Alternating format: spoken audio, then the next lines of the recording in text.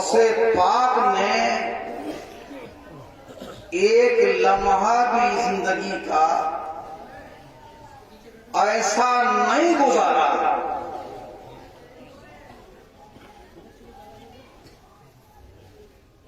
جس میں شریعت کی پاسداری نہ ہو، حتیٰ کہ وہ لمحات جن لمحات اور عمر میں شریعت کے احکام انسان پر لازم نہیں ہوتے، ان ایام میں بھی غوث الاعظم نے شریعت کا سبق ہمیں پڑھایا ہے۔ تم باشعور جب ہوگے، جب کی بات نہیں، میں دنیا میں آتے ہی پہلے ہی دن کا عمل یہ ہے کہ روزے کا وقت ہے تو دن پر دودھ نہیں پیتے، غروب ہوتا ہے تب دودھ پیتے۔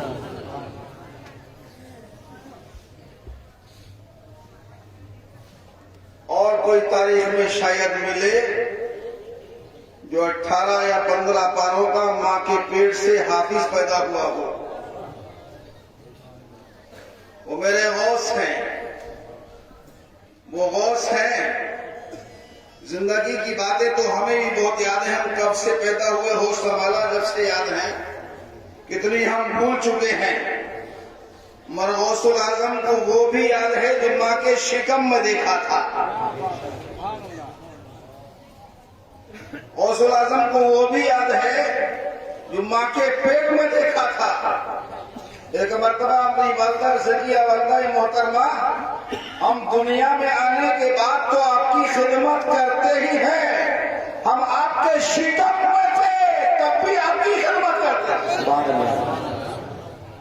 آپ کی حفاظت کیا کرتے تھے۔ کہا بیٹا یہ کیسے؟ میری سمجھ میں نہیں آیا۔ کہا والدہ مرتبہ یاد ہوگا آپ کو، ایک مرتبہ آپ نے ایک درخت پر پھل توڑنے کے لیے ہاتھ بڑھانا چاہا تھا، آپ کی طبیعت چاہیے تھی یہ پھل کھایا جائے، آپ کی نظر نہیں بڑی تھی، مگر میں آپ کے شکم سے اپنی نظریں ولایت سے دیکھ رہا تھا۔ اسی ٹہنی پر بچھو یا سانپ تھا۔ انہوں نے ایسا نہیں کہا، یہ میری ذاتی خطا ہے کہ میں دونوں بیان کر رہا ہوں۔ بچھو تھا جسے آپ دیکھ نہیں پا رہی تھی، آپ ہاتھ بڑھاتی تو پھل بعد میں ہاتھ میں آتا، پہلے بچھو کا ڈنڈ آپ کے ہاتھ میں لگ جاتا اور آپ کو نقصان پہنچ جاتا، آپ کو پیٹ کی تکلیف ہوئی، درد ہوا، آپ طرف نہیں، ہاتھ پیچھے ہٹا لیا، وہ کچھ اور نہیں تھا، یہ آپ کے بیٹے عبد القادر کی حرکت تھی، آپ کو بچھو سے بچانا تھا۔ آپ کو بھی یاد ہے؟ مجھے بھی نہیں یاد، اور کوئی ہو بھی ایسا غوث پاک کا غلام یا ان کی آل میں تو وہ ہمیں بتاتا نہیں کہ مجھے بھی یاد ہے، مگر غوث پاک نے بتایا، اتنا بتایا لوگوں کو بھی اتنا یقین ہو گیا، آئندہ سال جب آیا ابھی شیر واقعی کے عالم میں ہیں، لوگوں میں رمضان کے چاند میں اختلاف ہو گیا، دیکھا کہ نہیں دیکھا، مطلع صاف نہیں تھا، کہ اگر شک نکالنا ہے تو جاؤ حضرت عبداللہ سومئی کے یہاں ان کا نواسہ آیا ہے، وہاں جا کر دیکھو، اس بچے نے اگر دودھ پی لیا ہے تو چاند نہیں نظر آیا، اور دودھ نہ پیا ہے تو چاند ہو چکا ہے۔ بچپن کی گواہی کا یہ عالم ہے، اس کی جوانی کا عالم کیا ہوگا؟ جب ابھی پڑھے نہیں ہیں تب یہ عالم ہے، پھر درس عبرت حاصل کر کے پھر بیان کیا ہوگا تو عالم کیا ہوگا؟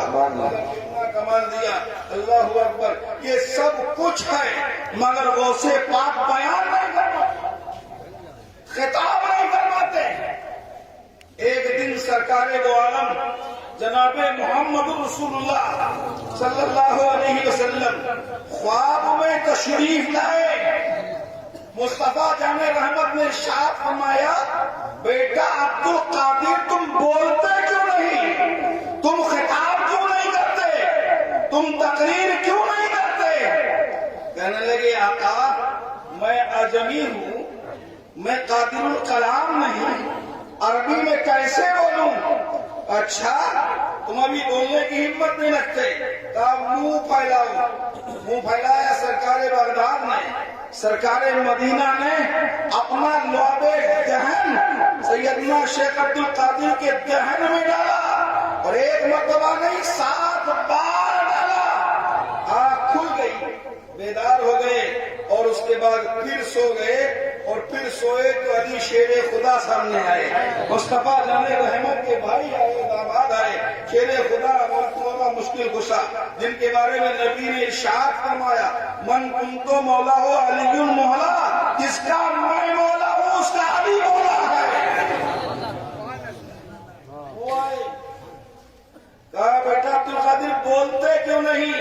کہا میں اجمی ہوں۔ کہا منہ پھیلاؤ۔ تو سیدنا علی نے اپنا لعب دہن ڈالا اور 6 مرتبہ پوچھا آقا علی مصطفیٰ نے تو 7 بار ڈالا تھا، تم نے 6 بار کیوں، 7 کیوں نہیں؟ کہا میں مصطفیٰ کے برابر نہیں۔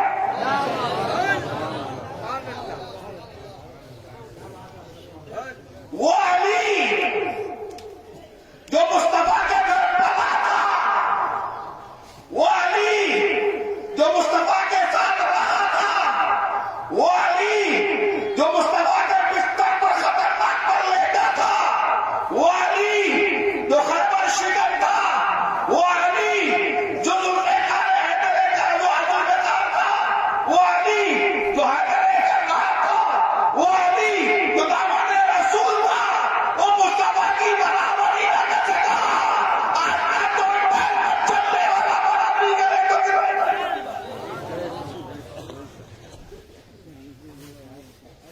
بالآخر غوث الورا کو یہ تحفہ سرکار دو عالم سے اور مولا علی سے خواب کے عالم میں ملا، تو اب شیخ عبد القادر جیلانی دنیا میں ایسا بولے ایسا کوئی بولنے والا نہ ہوا۔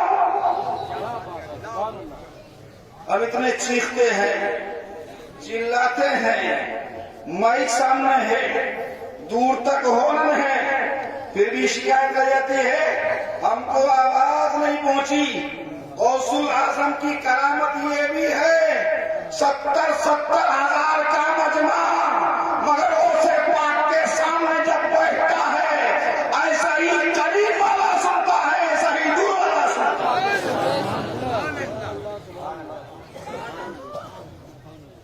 اور یہ کمال ہے کیا؟ اللہ نے اپنے بندوں پر بڑا کرم کیا۔ یہ بندے کہاں سے؟ قرآن نے کیا اعلان بھی کیا؟ ان الذين قالوا ربنا الله ثم استقاموا تتنزل عليهم الملائكة،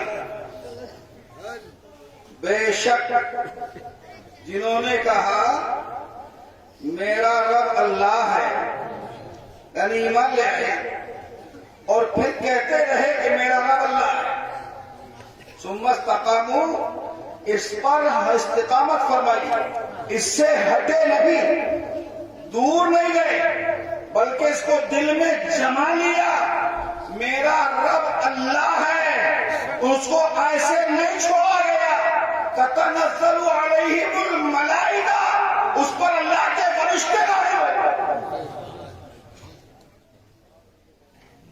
ہم نے تفسیر خزائن العرفان کو دیکھا، ایسے صدر الفاضل نے لکھا ہے فرشتے نازل ہونے کی وجہ وقت بتایا کہ موت کے وقت اور قبر میں